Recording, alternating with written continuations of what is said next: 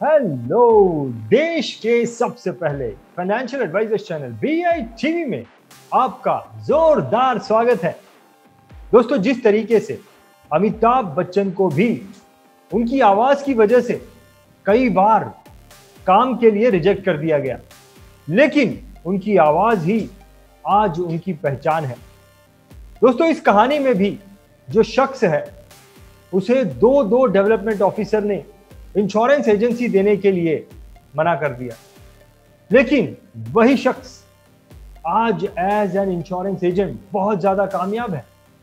लेकिन सोचने वाली बात यह है कि ऐसी क्या वजह थी जिसके वजह से उस शख्स को दो डेवलपमेंट ऑफिसर ने इंश्योरेंस एजेंसी देने के लिए रिजेक्ट कर दिया। और फिर ऐसा क्या हुआ, ऐसा क्या किया इस शख्स ने कि यह शख्स बहुत ही कम समय में एज एन इंश्योरेंस एजेंट बहुत ज्यादा कामयाब हो गया। दोस्तों, ये कहानी हमें बताने वाले हैं दिल्ली से LIC के डेवलपमेंट ऑफिसर मिस्टर केवल कृष्ण।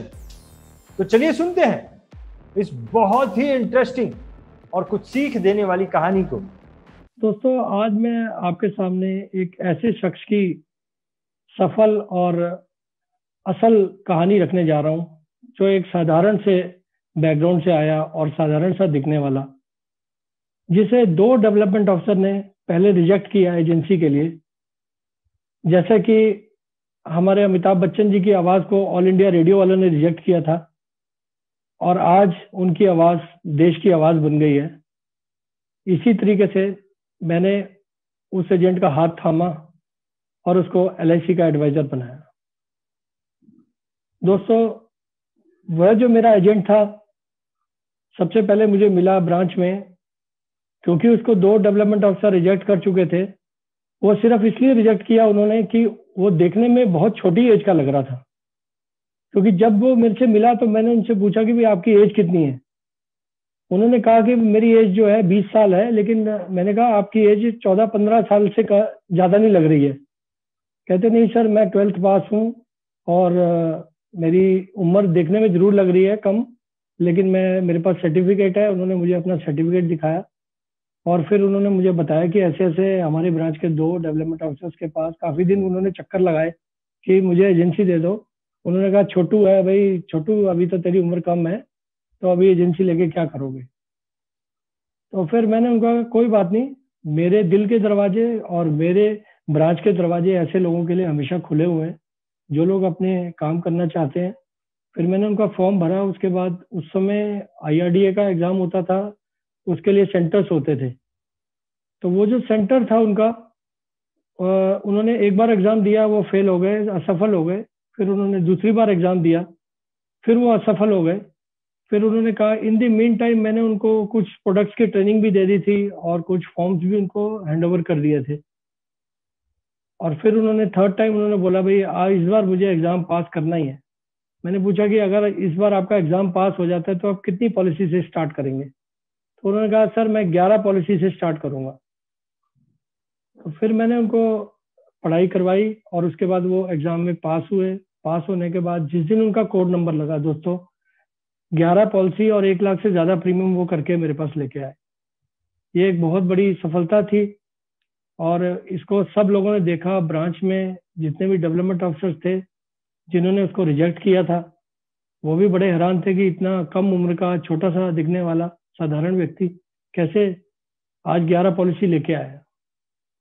दोस्तों, उसका जो सफर मेरे साथ शुरू हुआ, मैं नाम बताना चाहता हूँ। उनका नाम है मिस्टर प्रभाष मिश्रा, बिहार से हैं और हमारे पास में ही एक साधारण से बैकग्राउंड से वो आते हैं। और फिर मैंने उनको, जब उनका कैरियर स्टार्ट हुआ मेरे साथ जो वो जुड़े, मैंने उन्हें 2 चीज़ें स्टार्टिंग में बताई कि देखिए आप कहाँ से आ रहे हैं, किस बैकग्राउंड से आ रहे हैं, ये कस्टमर को इस चीज़ से कोई मतलब नहीं होता। तो सबसे पहले आप अपना ड्रेसअप चेंज कीजिए। आपको अपने ड्रेसअप में प्रोफेशनलिज्म लाना है ताकि जो सामने वाला है वो देख के, जो सामने देखता है उसी हिसाब से फिर वो डील करता है। तो मैंने उनको अपने तरफ से 2-3 जोड़े पैंट शर्ट के और दिलवाए रेडीमेड, और फिर उसके बाद उनका काम शुरू हुआ।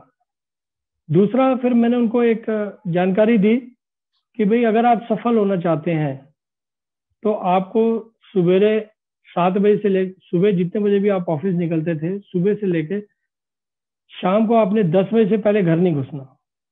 ज्यादातर प्रॉब्लम ये आती है कि एजेंट 6 बजे घुस जाते हैं घर में और फिर उनका काम नहीं होता। और हमारा इंश्योरेंस का जो बिजनेस है वो शाम को 6 बजे के बाद ही शुरू होता है, क्योंकि लोग अपने घर आ जाते हैं।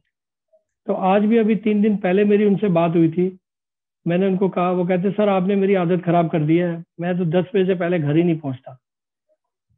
तो इस तरीके से उन्होंने अपना काम शुरू किया और जो मैंने उनको बताया आज भी उसको फॉलो कर रहे हैं और कामयाब है। साथ में मैंने आगे चल के उनको एक प्रोस्पेक्टिंग लिस्ट के बारे में बताया। मैंने कहा देखिए, जो दुनिया का नंबर 1 एजेंट है वो तब से कामयाब हुए जब से उन्होंने अपनी प्रोस्पेक्टिंग लिस्ट बनाई। आप भी एक अपनी प्रोस्पेक्टिंग लिस्ट बनाइए, एक कॉपी लीजिए, उसमें जनवरी से लेकर दिसंबर तक मंथ बनाइए, एक एक मंथ में 4-4 3-3 पेज छोड़िए और जैसे जैसे आपको कस्टमर्स मिलते हैं उनकी लिस्ट बनाइए, रेफरेंस लीजिए लोगों से। उन्होंने ठीक जैसे मैंने बोला उन्होंने ठीक ऐसे किया। आज भी जब भी वो ब्रांच में आते हैं तो मैं उनकी जो प्रोस्पेक्टिंग की जो कॉपी है वो सारे एजेंट्स को दिखाता हूँ कि देखिए इनकी पूरी कॉपी भरी हुई है। और इसी हिसाब से काम करते करते दोस्तों मैं बताना चाहूंगा कि उन्होंने BM क्लब मेंबरशिप, फिर वो चेयरमैन क्लब मेंबर बने, उसके बाद उन्होंने MDRT किया और इतना नाम कमाया, ब्रांच में नहीं बल्कि डिवीजन में भी उन्होंने नाम कमाया। वो मेरी टीम के दोस्तों मास्टर ब्लास्टर रहे हमेशा। जब भी पॉलिसी उन्होंने जो कमिटमेंट कर ली कि मैंने 21 पॉलिसी करनी है तो 21 पॉलिसी वो लेके आते थे।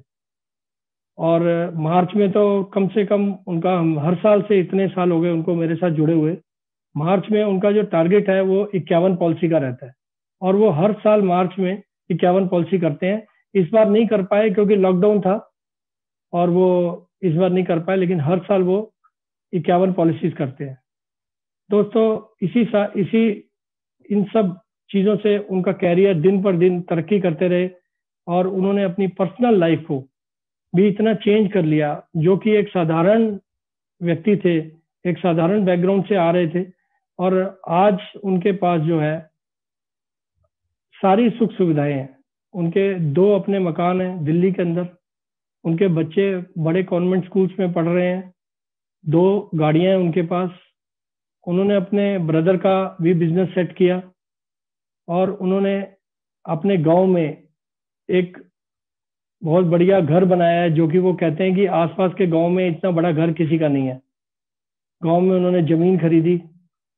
तो ये सब आज भी वो इस चीज को फील करते हैं कि सर अगर मैं LIC में नहीं आया होता, आपके साथ नहीं जुड़ा होता, तो आज मैं वहीं किसी 5-6 हज़ार की नौकरी में ही काम कर रहा होता।